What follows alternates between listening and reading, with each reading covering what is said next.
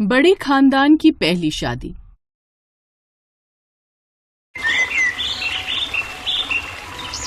रामनिवास जी का खानदान बहुत बड़ा था।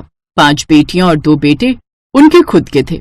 बाकी उनके अपने सगे 7 भाई बहन भी थे, जिनके भी आगे 5-5, 6-6 बच्चे थे। कुल मिलाकर बहुत बड़ा कुनबा था। रामनिवास जी परिवार में सबसे बड़े थे, इसलिए खानदान में शादी का पहला नंबर उनकी बेटी रोशनी का ही था।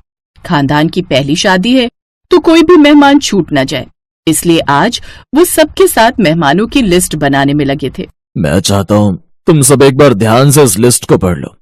हमारे खानदान की पहली शादी होने जा रही है तो कोई भी मेहमान बुलाना भूल ना जाए। भैया, वो चाचा जी की अमेरिका वाली बेटी को बुलाना है। चाचा जी फिर कहीं ये ना कह दें कि उनकी बेटी को नहीं बुलाया। हाँ भैया, बिंदु दीदी ठीक कह रही है, बुला लेते हैं। ठीक है, तो नाम लिख लो, फिर उसके ससुराल वालों को भी बोलना पड़ेगा। सुनिए, वो भैया के भटिंडा वाले बेटी दामाद को भी बुला लो। फिर अगर चाचा जी के बच्चों को बुला रहे हो, भाभी सबके लिए अदरक वाली चाय बनवा लो जरा। हाँ, रोशनी बना रही है। लाजवंती अब रोशनी से घर के काम करवाने बंद कर दे, पराए घर चली जाएगी कुछ दिनों बाद। पापा, माँ तो मना कर रही थी, पर मेरा मन था मैं बुआ जी और चाचा जी वगैरह के लिए अपने हाथों से चाय बनाऊं। हमारी भतीजी बहुत समझदार हो गई है, ला बिटिया चाय ला।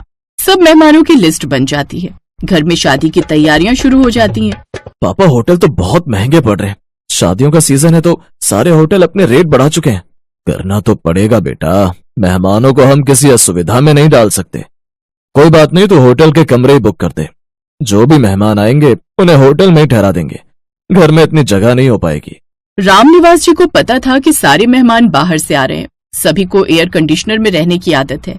गर्मी की शादी है तो सभी मेहमान गर्मी में परेशान ना हो, इसलिए बढ़िया होटल बुक करना ही उन्होंने उस समय ठीक समझा।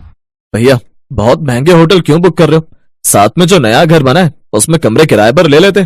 कल चाचा जी का फोन आया था, बोल रहे थे कि उनकी बेटी दामाद के साथ बेटी के ससुराल वाले भी आ रहे हैं, तो हम सबके लिए होटल के कमरे ही बुक करें।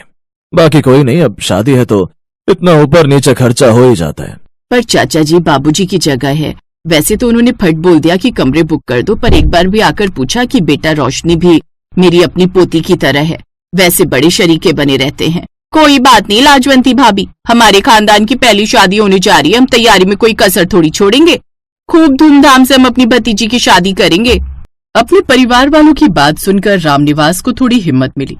शादी के दिन नजदीक आए तो मेहमानों ने भी आना शुरू कर दिया। कल यही पास में ही है, आप टेंशन मत लो। मैं अभी दक्ष और साहिल से कहता हूँ, वो शिवानी बिटिया और दामाद जी को होटल ले जाएंगे। क्या हरीश भाई साहब की बेटी के लिए होटल बुक किया है? फिर तो हम भी होटल में रुकेंगे। अरे दक्ष बेटा, हमारा भी सामान होटल में रखवा दे। पर कमरे तो। साहिल बेटा, कोई बात नहीं, इन सबका सामान भी लेते जाओ।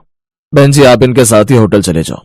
फिर दोपहर का खाना यहीं बनवाया हुआ है, हलवाई लगा हुआ है यहाँ पर। एक एक करके सारे मेहमान होटल जाने लगे। अब जब मेहमान गए तो नजदीकी रिश्तेदार भी कम थोड़ी थे, वो भी होटल में जाने लग गए। कुछ देर आराम करके मेहमान धर्मशाला पहुंचे।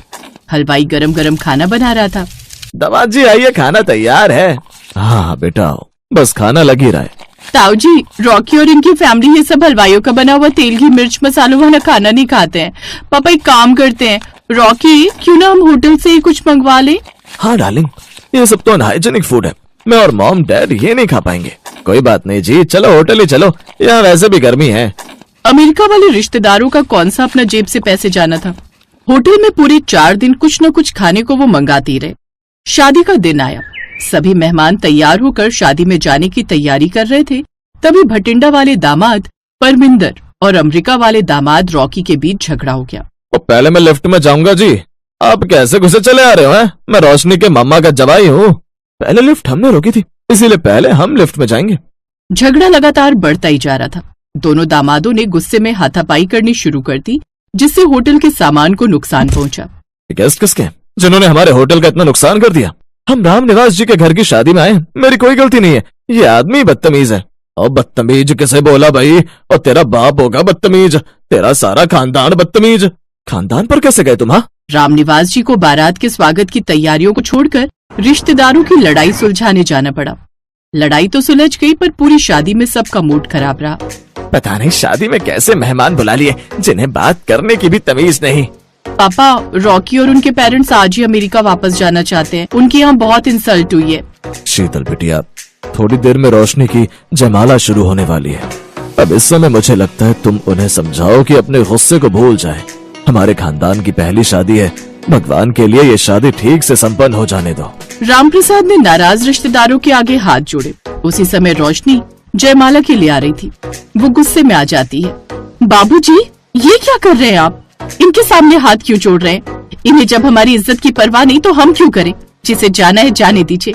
इन सब के जाने से मेरी शादी नहीं रुकेगी।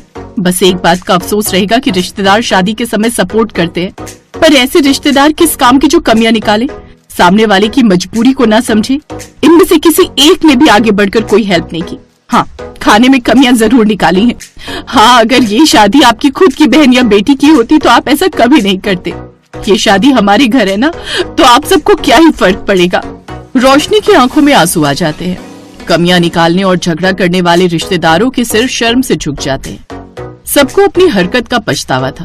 उसके बाद शादी की रात रोशनी की तरफ के रिश्तेदारों ने लड़के वालों की जो खातिरदारी की, उससे बाराती बहुत खुश हुए। रॉकी जी, रोटियां गरम बनवा लेते, ये ठंडी होगी है। नो टेंशन परमिंदर जी, मैंने मैनेजर को बोल दिया बारातियों के लिए खाना गर्म ही रहना चाहिए। वैसे सॉरी परमिंदर जी, मैंने आपको कुछ ज्यादा ही बोल दिया था। तो मैंने भी तो आपसे गलत तरीके से बात की थी। सॉरी जी, सॉरी तो मुझे भी कहना चाहिए। लाजवंती, आज लग रहा है हमारे खानदान की पहली शादी है।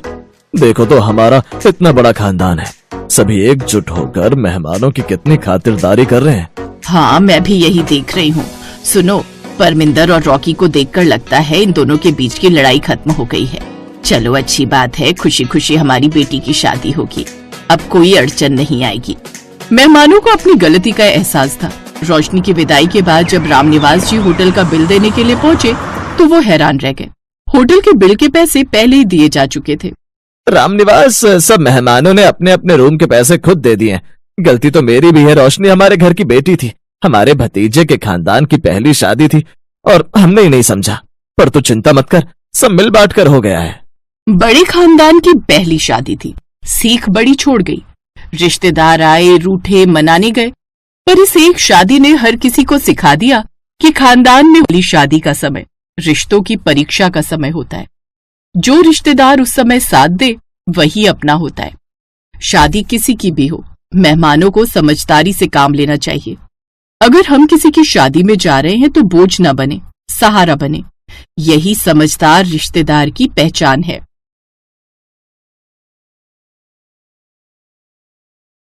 ससुराल हर लड़की का सपना होता है और वहां पर बिताया पहला दिन शायद ही कोई लड़की हो जिसे याद न रहे। ऐसी ही ये कहानी है करिश्मा की, जिसका ससुराल में पहला दिन होता है।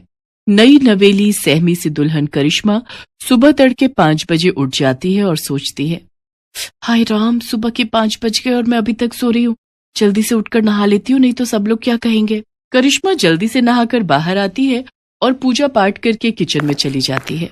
अरे, अभी तो ठीक से सुबह भी नहीं हुई, फिर ये किचन में से कैसी आवाजें आ रही हैं?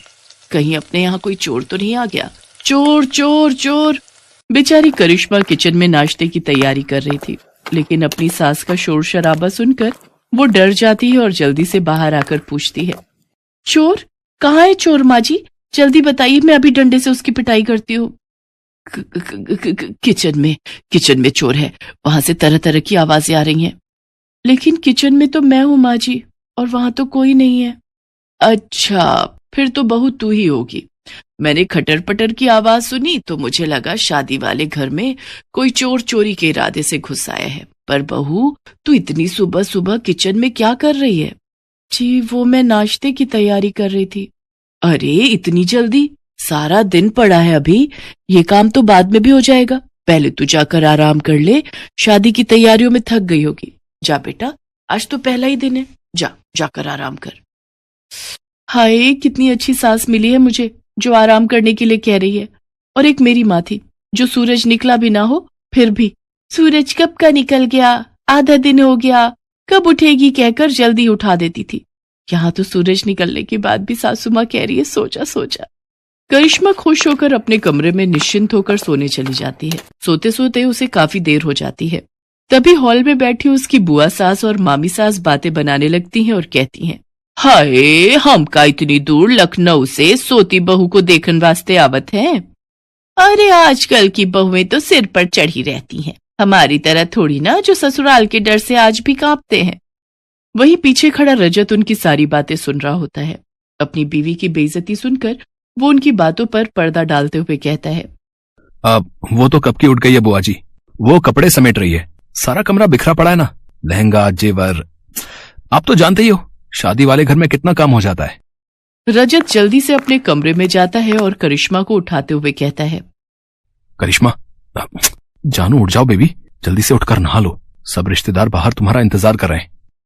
जी मैं तो सुबह 5 बजे उठकर ही नहाकर पूजा पाठ करके नाश्ता बना लिया था, लेकिन माँ जी ने कहा अभी सो जाओ, इसलिए आकर सो गई।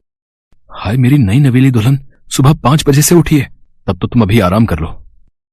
नहीं, अब मेरी नींद पूरी हो चुकी है, कहिए आपको कुछ कहना था क्या? रजत करिश्मा को सारी बात बताता है और कहता है, अब मुझे तो ये बिल्कुल भी बर्दाश्त नहीं कि कोई मेरे सामने मेरी बीवी की बुराइयां करे। चलो अब जल्दी से तैयार होकर बाहर आ जाओ, सब तुम्हारा इंतजार कर रहे हैं। इतना कहकर रजत बाहर चला गया। हाय जी ये क्या हो रहा है? मेरी पीठ पीछे कल तक जो रिश्तेदार मुझे आशीर्वाद दे रहे थे, आज एक ही दिन में मुझे जाने बिना मेरे बारे में अपनी राय देनी भी शुरू कर दी। फिर करिश्मा तैयार होकर बाहर आ जाती है और उनसे पूछती है, बुआ जी, मामी जी आपने नाश्ता कर लिया? हाँ बहू, तुझे क्या लगा अगर तू खाना नहीं देगी तो क्या हम भूखे ही रहेंगे? वैसे तूने टाइम देखा क्या हुआ है? तभी वहां सरोज आ जाती है। अरे ये बेचारी तो सुबह 5 ही बजे उठ गई थी, नहाकर पूजा पाठ कर कर सबका नाश्ता इसी ने तो बनाया था। वो तो काफी सुबह थी, इसलिए मैंने ही कहा इसको जाकर सोने के लिए। अरे दीदी, बहुओं को तो जितना दबा कर रखा जाए उतना ही वो काबू में रहती हैं, अगर जरा भी ढील दे दी तो फिर ये हाथ से निकल जाती है। ये कैसे रिश्तेदार हैं? बहू का आज पहला दिन है और उसे आशीर्वाद देने की बजाय दबाने की बात की जा रही है। मैं बहू हूं, कोई जानवर थोड़ी ना जो मुझे दबाया जाए। अभी करिश्मा इसी सोच में पड़ी हुई होती है कि तभी पीछे से आवाज आती है, भाभी जल्दी से चलो और अपना सूटकेस खोलकर दिखाओ कि उसमें क्या क्या सामान आया है हमारे लिए। हाँ जी चलिए सब कमरे में। अरे कमरे में क्या चलिए, तुम अपना सूटकेस यहाँ लेकर आओ। अरे यहाँ लाने की क्या जरूरत है, करिश्मा बेटा जो जिसके नाम का है दे दो उसको। अच्छा पापा, ऐसा कैसे? ननद को पूरा हक है अपनी पसंद का सामान लेने का, जो रिवाज है हम तो वही लेंगे। हाँ हाँ, जैसे तेरी माँ ने तो हमें बड़ा अपनी पसंद का दिया था ना, जो तू अपनी भाभी से मांग रही है। अरे कैसी बात कर रही हैं आप? आपने तो मेरी सबसे पसंदीदा जरकन वाली साड़ी पर हाथ रख दिया था और मैं बेचारी मना भी ना कर पाई। बेचारी करिश्मा भारी सूटकेस उठाकर हॉल में लाती है और जैसे ही उसका सूटकेस खुलता है तो उसकी पसंदीदा साड़ी उसकी ननद तान्या ले लेती है और वो बेचारी मन ही मन सोचती है, हाय ये तो मेरी फेवरेट साड़ी है। अच्छा अब मेरे निकलने का वक्त हो रहा है, लेकिन सोच रही हूँ जाने से पहले एक बार नई बहू के हाथ का मीठा चख लूं। हाँ हाँ जरूर बुआ जी, आप बैठिए, मैं अभी आप सबके लिए हलवा बना कर लाती हूँ। हलवा नहीं भाभी, हमारे यहाँ तो मीठे में बहू खीर ही बनाती है, तो आपको भी वही बनानी है। खीर? करिश्मा की माँ ने मीठे में हलवा बनाना सिखाया था, वो भी उसने शादी से हफ्ता भर पहले ही सीखा था। हे भगवान, मैंने तो माँ से हफ्ता भर हलवा बनाने की ट्रेनिंग ली थी, लेकिन खीर कैसे बनाते हैं वो तो मुझे आता ही नहीं। एक काम करती हूँ, जो हलवे की रेसिपी है वही खीर के लिए इस्तेमाल करती हूँ। कुछ देर बाद करिश्मा खीर लेकर आती है। भुने हुए चावल की तो अच्छी खुशबू आ रही है, बस जरा दूध में चावल ठीक से मिक्स नहीं हो पाए। ये लो बहू तुम्हारी पहली रसोई का सगुन। बुआ सोने की चेन बहू को गिफ्ट में देती है। मामी सास भी उसके लिए सोने की अंगूठी लाई होती है। आप सबने मेरी बहू को समझा, वही हमारे लिए काफी है। इन सब चीजों की कोई जरूरत नहीं थी। जरूरत कैसे नहीं थी दीदी, ये क्या तुम्हारी ही बहू है, हमारी नहीं? हाँ, इसकी अहमियत हमारे लिए भी उतनी ही है जितनी तुम्हारे लिए। बहू अब तू थक गई होगी, जा बेटा अपने कमरे में जाकर आराम कर। करिश्मा उन सबके पैर छूकर कमरे में चली जाती है। आज शाम को बहू के मम्मी पापा आने वाले हैं, देखते हैं क्या लेकर आते हैं। वही लाएंगे जो तुम्हारे लाए थे, खाली हाथ ही आएंगे और क्या। और जो शगुन से पहले ट्रक भर कर आया था उसका क्या, वो तो आपको याद नहीं? चलो अब तो मैं चली अपने घर। आप दोनों ननद भाभी शादी के 30 साल बाद भी लड़ती ही रहो। हाँ हाँ, मैं भी चलती हूँ। इसके बाद वो वहां से चली जाती है। शाम को करिश्मा के माता पिता उसके ससुराल आते हैं। अरे आइए आइए भाई साहब, बहन जी, कैसी हैं समधन जी आप? मैं तो कब से शाम होने की राह देख रही थी। कहाँ है मेरी लाडो? वो तैयार हो रही है। वैसे शाम की राह क्यों देख रही थी? अब तो एक ही घर है, पहले ही आ जाती। जी वो तो है। उधर करिश्मा रजत से कहती है, सुनो जी, मुझे न शर्म आ रही है साड़ी पहनकर मम्मी पापा के सामने जाने में। आज तक पहनी नहीं ना। अब ये लो सूट, मैं तुम्हारे लिए लाया था, इसे पहन लो, मम्मी से मैं बात कर लूंगा। करिश्मा सूट पहनकर तैयार हो जाती है और सबके सामने आ जाती है। लो जी, आ गई हमारी बहू। देखो तो सूट में कितनी प्यारी लग रही है। बहू, तू ना सूट भी पहना कर, बड़ी प्यारी लगती है सूट में। इसके बाद करिश्मा को सब अच्छा लगने लगता है। उसकी शादी का पहला दिन उसके लिए खट्टा मीठा भरा रहता है, लेकिन प्यार करने वाले पति, सास, ससुर और ननद पाकर वो खुश हो जाती है। Thanks for watching.